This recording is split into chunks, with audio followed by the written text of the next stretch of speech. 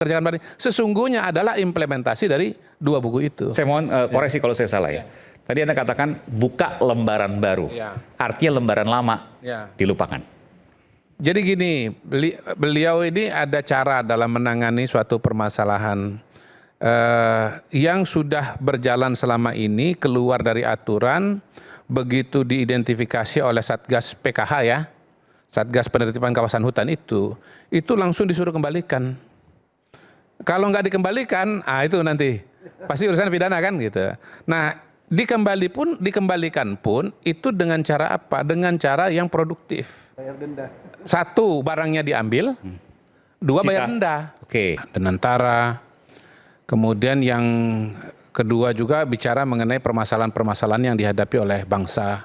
Salah satu yang penting adalah bahwa kita sebagai bangsa itu memang sebenarnya kaya, memiliki banyak sumber daya, tetapi terjadi kebocoran di sana sini yang membuat sumber daya itu tidak maksimal untuk bisa digunakan untuk kesejahteraan rakyat. Pada hari ini kita punya program kesejahteraan itu sangat banyak, Mas Aiman. Ya, ini saya catat aja ini paling enggak sudah ada lebih dari 30. Dan masing-masing itu sebetulnya secara pembiayaan Pak Ade itu tidak kecil. Misalnya begini, program Keluarga Harapan PKH itu per tahun sekitar 900.000 sampai 3 juta rupiah untuk 10 juta keluarga desil 1 dan 4. Kemudian desil itu yang paling miskin ya? Satu. Jadi kalau struktur ekonomi keluarga itu dibagi per desil itu 10%, ada 10, ini yang paling bawah 1 sampai 4 terbawah. Kemudian sekolah rakyat misalnya itu satu siswa itu 48 juta rupiah. Satu siswa. Per tahun, satu siswa per tahun. Satu siswa ya. Untuk 104.000 siswa. Di luar MBG hari ini. Di luar MBG. Oh, luar biasa. Kemudian kartu Indonesia Pintar kuliah. Itu biaya hidupnya antara 9.600.000 sampai 16.800.000 biaya hidup ya. Kemudian uang kuliah tunggalnya itu maksimal 12 juta rupiah per semester untuk 1,2 juta siswa seluruh Indonesia. Kemudian kartu sembako itu satu tahunnya 2,4 juta untuk 18,3 juta keluarga desil 1 sampai 5. Lalu bantuan stimulan perumahan swadaya ini maksudnya renovasi rumah itu 20 juta per rumah untuk 400.000 penerima manfaat. Kemudian untuk subsidi LPG ini yang kita semua terima tapi sebetulnya kita banyak yang nggak sadar. Itu nilainya 1,3 juta rupiah per tahun untuk 62,7 juta rumah tangga. Termasuk yang 12 kilo tuh ya, ada subsidi? Iya, ya ini secara umum lah ya, secara umum. Kemudian subsidi dan kompensasi solar itu 3.200.000 rupiah per tahun untuk 484.000 rumah tangga Pertalite ya. Masing-masing kita mendapatkan tunjangan dari pemerintah sekitar 240.000 per tahun untuk 33,7 juta rumah tangga. Listrik per tahun itu 1,2 juta untuk 86 juta rumah pelanggan. Kemudian cek kesehatan gratis itu yang sudah berjalan ya, itu antara 600 sampai 1,1 juta per pemeriksaan itu 130 juta. Dan kesimpulannya uang itu sebenarnya kurang karena ada tambahan yang seharusnya dari kebocoran tadi. Iya, jadi akan penerima manfaat kita ini akan jauh lebih banyak kalau kebocoran-kebocoran itu bisa ditutupi. Nah, salah satu upaya utama dari Presiden adalah untuk menutupi kebocoran itu. Nah, menutupi kebocoran itu punya dua makna. Pertama sebagai penegakan hukum. Yang kedua sebetulnya dari tindakan penegakan hukum itu bisa didapatkan uang-uang yang bisa dipakai untuk ya yang lemah dan miskin ini isongguyu itu, kata Presiden itu. Bisa ketawa. Bisa ketawa. Nah per hari ini dari rekapitulasi yang sudah dibuat, dari Kejaksaan, dari KPK, dari Kepolisian, itu sudah terkumpul sekitar 26,8 triliun. Dari hasil uang korupsi itu? Iya. Ya, 28,6 triliun dari hasil korupsi. Termasuk misalnya dari CPO yang oleh Kejaksaan sekitar 13 triliun ya untuk tata niaga CPO. Kemudian untuk sawit, kebun sawit ilegal ini sitaan ini bertahap karena kan banyak sekali. Kita pada hari ini sudah mencatat sekitar 5 juta hektar kebun sawit. Tadi kan ada pertanyaan ini dikemanain? Kebun sawit ini yang masuk ke wilayah terlarang itu dikembalikan untuk fungsi hutan sekitar 1 juta. Yang 4 jutanya lagi tidak dapat izin, tidak ada izinnya. Itu dikelola oleh BUMN namanya Agrinas Palma. Jadi untuk sitaan untuk kebun ilegal itu ada 2 pemasukan yang akan didapat. Pertama dari denda karena mereka sekian tahun punya kebun sawit dan mendapatkan manfaat dari kebun sawit itu di lahan yang ilegal. Yang kedua setelah nanti dikelola oleh BUMN Agrinas Palma, nanti pendapatannya secara rutin tiap bulan, kemudian setahun, 2 tahun, 3 tahun dan seterusnya itu akan masuk ke negara. Ada pertanyaan juga dari Bang Ray, itu uangnya kemana? Lah kan kemarin sudah ditunjukkan bagaimana uang itu diserahkan langsung kepada Menteri Keuangan. Mungkin kayak Pak Susno, banyak informasi jadi Bung Ray belum nonton atau nggak lihat. Dikasih langsung ke Menteri Keuangan dan masuk ke kas negara. Gitu.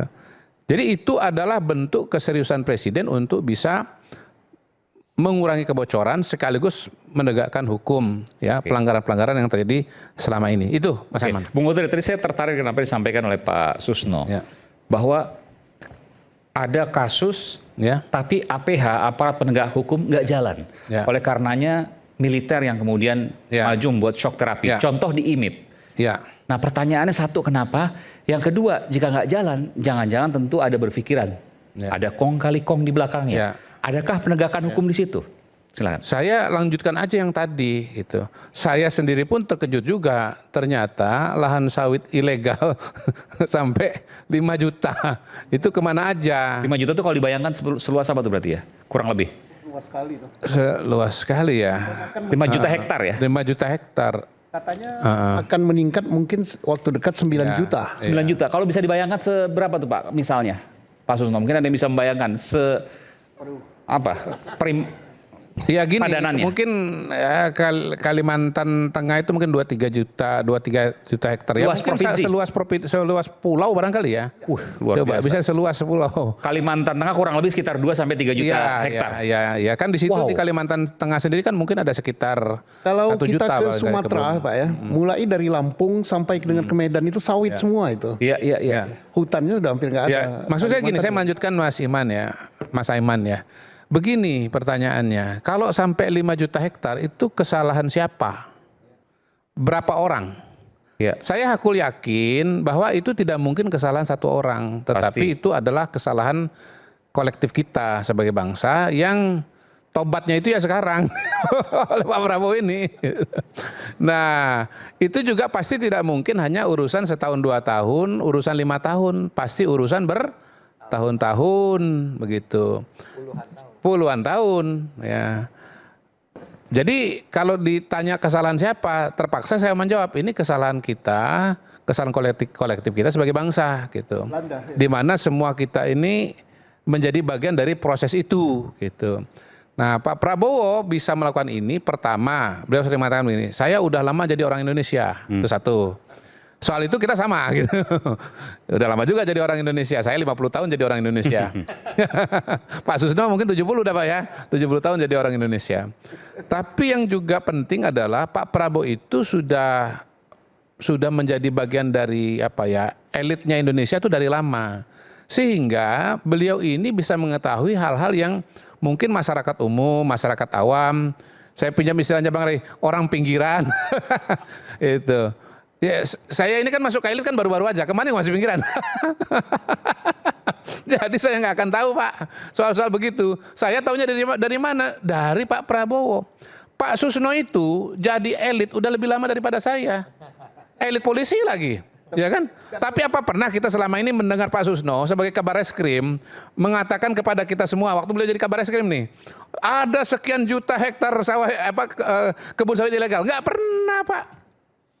Pernah nggak kita dengar soal ini sebelum Pak Prabowo ini mengatakan gitu? Baru di zaman Pak Prabowo ini. Memang karena itulah Pak Prabowo ini bisa dikatakan sebagai pembuka lembaran baru bangsa Indonesia. Sebagai pembuka sejarah baru bangsa Indonesia. Dan ya membuka paradigma baru dalam mengelola bangsa dan negara gitu. Analisa beliau ini betul-betul tajam, betul-betul konkret dan betul-betul laksanakan. Kok bisa begitu? Ya saya tambah lagi, beliau juga sudah lama jadi calon presiden. Ya, karena beliau lama, jadi dia ngulik-nguliknya itu permasalahan ini juga sudah sangat mendetail. Jadi buku Paradoks Indonesia, Strategi Transformasi Bangsa. Nah, kalau teman-teman mau memahami Pak Prabowo, baca aja 2 buku itu. Karena apa yang beliau laksanakan pada hari ini, beliau kerjakan pada hari ini, sesungguhnya adalah implementasi dari 2 buku itu. Saya mohon koreksi kalau saya salah ya. Tadi Anda katakan buka lembaran baru. Artinya lembaran lama dilupakan. Jadi gini, beliau ini ada cara dalam menangani suatu permasalahan yang sudah berjalan selama ini, keluar dari aturan, begitu diidentifikasi oleh Satgas PKH ya, Satgas Penertiban Kawasan Hutan itu langsung disuruh kembalikan. Kalau nggak dikembalikan, itu nanti pasti urusan pidana kan gitu. Nah, dikembalikan pun itu dengan cara apa? Dengan cara yang produktif. Bayar denda. 1, barangnya diambil. 2, bayar denda. Dan itu ya? Iya, dan bayar denda. Gitu. Disita barangnya untuk negara. Dikembalikan barangnya. Dan bayar denda. Dan bayar denda. Itu dia. Jadi itu pendekatan yang dipakai oleh Bapak Presiden untuk apa? Supaya ya kerugian negara itu dikembalikan, manfaatnya dikembalikan.